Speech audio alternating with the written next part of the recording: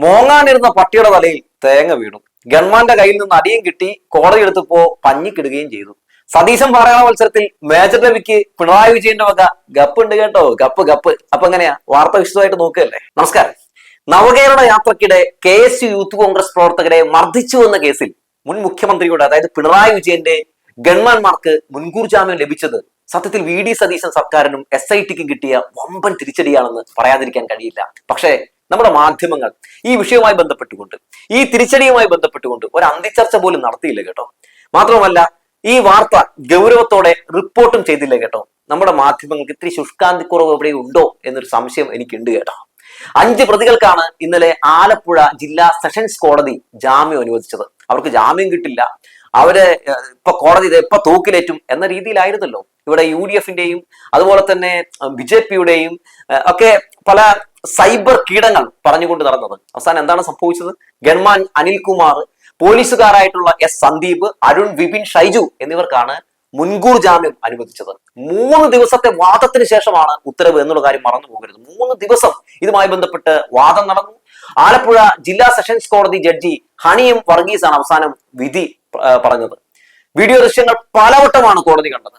അത് കണ്ട ശേഷമാണ് ഈ ക്യാപ്സ്യൂൾ തിരിച്ചതിന് ശേഷമാണ് കോടതി ജാമ്യം അനുവദിച്ചത് എന്നുള്ളതാണ്. UDF തെരഞ്ഞെടുപ്പ് സമയത്ത് ഏറ്റവും കൂടുതൽ പോലീസിനെ ആക്രമിക്കാൻ ഉപയോഗിച്ചിരുന്ന ക്യാപ്സ്യൂളാണ് കോടതി ഇപ്പോൾ 8ആയി മടക്കി ഇങ്ങനെ പൊളിച്ചടക്കിയിട്ടുള്ളത്. ഈ കോടതി വിധി പരിശോധിക്കാൻ നേരത്തെ നമുക്ക് എന്തൊക്കെയാണ് കാണാൻ സാധിക്കുന്നത്? ആടപടലം VD സതീശനും സംഘവും ജനങ്ങളോടും മാധ്യമങ്ങളോടും ഒക്കെ പറഞ്ഞുകൊണ്ട് നടന്നത് പേരും നുണയാണെന്ന് തെളിയിക്കപ്പെടുന്ന കാഴ്ചയല്ലേ നമ്മൾ കോടതിയിൽ കണ്ടത്.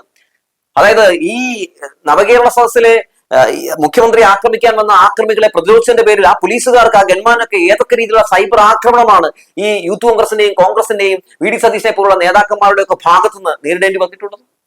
പ്രതികളെ കസ്റ്റഡിയിൽ വേണ്ടത് തെളിവ് കണ്ടെത്താനാണെന്ന പ്രോസിക്യൂഷൻ വാദവും സാക്ഷികളെ സ്വാധീനിക്കുമെന്ന വാദവും ഒക്കെ ഇന്നലെ കോടതിയിൽ പൊടിഞ്ഞിറങ്ങുന്ന കാഴ്ച നമ്മൾ കണ്ടില്ല. അതൊക്കെ കോടതി തള്ളി.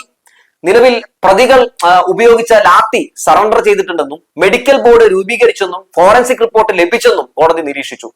സർക്കാർ സ്വാധീനത്തോടെ പ്രതികൾ സാക്ഷികളെ സ്വാധീനിക്കുമെന്ന വാദവും ഒക്കെ എന്തായാലും കോടതി തള്ളി എന്നുള്ളതാണ് എടുത്തു പറയേണ്ടത്. മുൻ സർക്കാരിന്റെ കാലത്തായിരുന്നു അതിന്റെ സാധ്യത എന്ന് കോടതി പറഞ്ഞു. നിലവിൽ സർക്കാർ മാറി, മുൻപത്തെ സ്ഥിതി നിലവിലില്ല, പരാതിക്കാർ സാധാരണക്കാരല്ല എന്നുകൂടി കോടതി പറഞ്ഞു. ഒരാൾ MLA, മറ്റൊരാൾ പ്രധാന സംഘടനയുടെ ഭാരവാഹിയുമാണെന്ന് സെഷൻസ് കോടതി ചൂണ്ടിക്കാട്ടി. ഉന്നത ഉദ്യോഗസ്ഥൻ പ്രതികൾക്ക് വേണ്ടി ഇടപെട്ടു എന്നതും വിശ്വസിക്കാനാകില്ല എന്നാണ് കോടതി പറഞ്ഞത്. സംഭവ സ്ഥലത്ത് പ്രതികൾ ചെയ്തത് ഔദ്യോഗിക കൃത്യനിർവഹണം മാത്രമാണെന്നും കോടതി നിരീക്ഷിച്ചു. നോക്കൂ, ഔദ്യോഗിക കൃത്യനിർവഹണമാണ് നടന്നതെന്ന് കോടതി പോലും മനസ്സിലാക്കിയിരിക്കുന്നു, കോടതിക്ക് പോലും ബോധ്യപ്പെട്ടിരിക്കുന്നു എന്നുള്ളതാണ്. മുഖ്യമന്ത്രിയെ ആക്രമിക്കാൻ വരുന്നവരെ പിന്നെ സുരക്ഷാ ഉദ്യോഗസ്ഥർ എന്താണ് ചെയ്യേണ്ടിയിരുന്നത്? നവകേരള സദസ്സുമായി ബന്ധപ്പെട്ടുകൊണ്ട് അത് ബഹിഷ്കരിക്കാൻ വേണ്ടി കഴിഞ്ഞ ടേമില് പ്രതിപക്ഷം കാണിച്ചു കൂട്ടിയ കാട്ടിക്കൂട്ടലുകളും ആക്രമണങ്ങളും നമ്മുടെ മുമ്പിലില്ലേ? വണ്ടി കടന്നു പോകുന്ന ഇടങ്ങളിൽ ചെരിപ്പ് വെച്ചെറിയുന്നു, അതുപോലെ തന്നെ വണ്ടി ആക്രമിക്കാനുള്ള ശ്രമം നടത്തുന്ന ഒരു ഗൂണ്ടകളെ പോലെ, ഒരു ക്രിമിനലുകളെ പോലെ യൂത്ത് കോൺഗ്രസും കോൺഗ്രസുകാരും UDF നേതാക്കളും ഒക്കെ പെരുമാറുന്ന അഴിഞ്ഞാടുന്ന കാഴ്ചയായിരുന്നില്ലേ ഈ നവകേരള സദസ്സുമായി ബന്ധപ്പെട്ട് ഉണ്ടായിട്ടുള്ള സംഭവവികാസങ്ങളിൽ നമ്മുടെ മുമ്പിലുള്ള ചിത്രം? അപ്പോൾ അങ്ങനെ മുഖ്യമന്ത്രിയും മന്ത്രിമാരും വരുന്ന വാഹനത്തിന് നേരെ കരിങ്കൊടിയും മറ്റുമായി ആക്രമിക്കാൻ വേണ്ടി എടുത്തു ചാടുമ്പോൾ എന്താണ് ചെയ്യേണ്ടിയിരുന്നത്? അവിടെ നടന്നിട്ടുള്ളത് രക്ഷാപ്രവർത്തനം തന്നെയാണ്. അതായത് ഈ വാഹനത്തിന് മുമ്പിലേക്ക് ഇവർ എടുത്തു ചാടുമ്പോൾ ആ വാഹനം തട്ടിയിരുന്നെങ്കിൽ ഈ തോമസ് അടക്കമുള്ള ആളുകൾ മരിക്കുമായിരുന്നില്ലേ? മാത്രമല്ല, ഇവർ മുഖ്യമന്ത്രി ആക്രമിക്കാൻ ശ്രമം നടത്തുമ്പോൾ സ്വാഭാവികമായും അത് തടയേണ്ട ബാധ്യത ആ ഗൺമാനും അവിടുത്തെ പോലീസുകാർക്കുമില്ലേ? അതല്ലേ അവർ ചെയ്തത്? അവർ കൃത്യനിർവഹണമല്ലേ അവിടെ നിറവേറ്റിയത്? അവർ ആ രീതിയിൽ രക്ഷാപ്രവർത്തനം നടത്തിയതുകൊണ്ട് ഇന്ന് തോമസ് അടക്കമുള്ള ആളുകളൊക്കെ ജീവിച്ചിരിക്കുന്നില്ലേ? മാത്രമല്ല, അവരെ കായികമായി നേരിടുന്നത് പോലും എത്ര അവർക്ക് ഒരു രീതിയിലുള്ള ഒരു വലിയ ഗുരുതര പരിക്ക് പറ്റാത്ത രീതിയിലല്ലേ അവരെ നേരിടുന്നത് പോലും. അതുപോലെ നമുക്ക് കാണാമല്ലോ, ഈ പോലീസുകാരെ സംബന്ധിച്ച്, ഗൺമാനെ സംബന്ധിച്ച് ഏതൊക്കെ രീതിയിലുള്ള പവറാണ് അവർക്കുള്ളതെന്ന് അറിയാം. പക്ഷെ ആ പവറുകളൊന്നും യൂസ് ചെയ്യാതെയാണ് ഇവരെ കായികമായിട്ട് നേരിട്ടത് എന്നുള്ളതാണ്.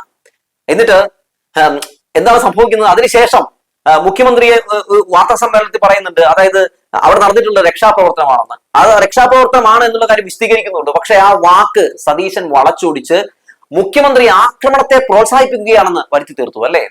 കോടതിയിൽ നിന്നും ഇപ്പോൾ വമ്പൻ തിരിച്ചടി നേരിടുമ്പോൾ സതീശനും ഇത് ആഘോഷമാക്കിയ മാപ്രകളും ഇപ്പൊ എവിടെയാണ്? ആർക്കും ഒരു മിണ്ടാട്ടമില്ല. അന്ന് VD സതീശൻ തന്ത്രപരമായിട്ട് കളിക്കുകയായിരുന്നു. കാരണം വാഹനത്തിന്റെ മുമ്പിലേക്ക് എടുത്തു ചാടാൻ വന്ന ആളുകൾ, ആ ആളുകളെ പിടിച്ചു മാറ്റുന്നു. അത് രക്ഷാപ്രവർത്തനം എന്ന രീതിയിൽ മുഖ്യമന്ത്രി പറയുമ്പോൾ, അതായത് ഈ അധികാരത്തിലെത്താൻ വേണ്ടി പലരെയും ചാവേറാക്കുകയാണോ UDF-ഉം സതീശനും എന്നൊരു തോന്നൽ സ്വാഭാവികമായിട്ടും പ്രവർത്തകർക്കും ഈ ഇത് കേട്ടിട്ട് ഇറങ്ങിത്തിരിക്കുന്ന ആളുകൾക്കും വരാനുള്ള സാധ്യതയുണ്ട്. പക്ഷെ അതൊക്കെ വരാതിരിക്കാൻ വേണ്ടി സതീശൻ തന്ത്രപരമായി, കൗശലക്കാരനായിട്ടുള്ള കുറുക്കനാണ് സതീശൻ എന്ന് പറയാൻ പോലെ, അദ്ദേഹം ആ തന്ത്രപരമായിട്ടുള്ള കളി അവിടെ കളിച്ചു എന്നുള്ളതാണ്. കോടതി വിധിക്കെതിരെ വരെ നാടക കമ്മിറ്റിയിലെ പ്രധാന നടന്മാർ രംഗത്തെത്തിയത് രസകരമായി കേട്ടോ. നിരാശാജനകമായ വിധിയാണെന്നും കേസ് പരിഗണിച്ച കോടതിയുടെ സ്വഭാവം മുൻകാലങ്ങളിലെ കാര്യങ്ങൾ പഠിച്ചാൽ എല്ലാവർക്കും അറിയാമെന്നുമൊക്കെ AD തോമസ് MLA അങ്ങനെ പ്രതികരിക്കുകയാണ്. കോടതിയെ സത്യത്തിൽ എന്താ പറയാ അപമാനിക്കുകയാണ്, അല്ലെങ്കിൽ കോടതിയെ സത്യത്തിൽ അങ്ങ് വല്ലാത്ത രീതിയിൽ ആക്ഷേപിക്കുകയാണ് ഒരു MLA എന്നുള്ളതാണ്.